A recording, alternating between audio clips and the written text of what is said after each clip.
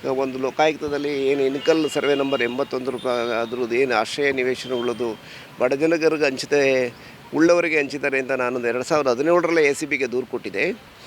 ಆ ದೂರಿನ ವಿಚಾರಣೆ ಸಂಬಂಧಪಟ್ಟ ಈಗೇನಾಯಿತು ಅದನ್ನು ಇಡಿಗಿನಲ್ಲಿ ಇವಾಗ ವಿಚಾರಣೆ ನಡೀತಾ ಇದೆ. ಇಲ್ಲಿ FIR ಆಗಿತ್ತು, FIR ಆಗಿ ಲೋಕಾಯುಕ್ತಕ್ಕೆ ಟ್ರಾನ್ಸ್ಫರ್ ಆಗಿತ್ತು. ಅದನ್ನು ಸಹ ಅಲ್ಲಿ ಅವರು ಸೊಮೋಟ ಈಗ ಅದನ್ನು ಕೇಸ ರಿಜಿಸ್ಟರ್ ಮಾಡ್ಕೊಂಡಿದ್ದಾರೆ. ಅದ್ರದ್ದು ಬಗ್ಗೆ ನನಗೆ ಹೋದಾಗಲೇ ವಿಷಯ ಗೊತ್ತಾಯಿತು. ಅದ್ರ ಬಗ್ಗೆ ದಾಖಲೆಗಳು ನನಗೆ ಕೇಳಿರು. ನನ್ನಲ್ಲಿ ತೊಗೊಂಡೋಗಿರಲ್ಲ, ಅದು ಕೇಸ್ ಅಲ್ಲಿಗೆ ಬಂದಿದೆ ಅಂತ ನನಗೂ ಮಾಹಿತಿ ಇರಲಿಲ್ಲ. ನನಗೂ ಇಂಥದ್ದು ಬಂದಿದೆ ಅಂತ ಅವರು ಹೇಳಿರಲಿಲ್ಲ.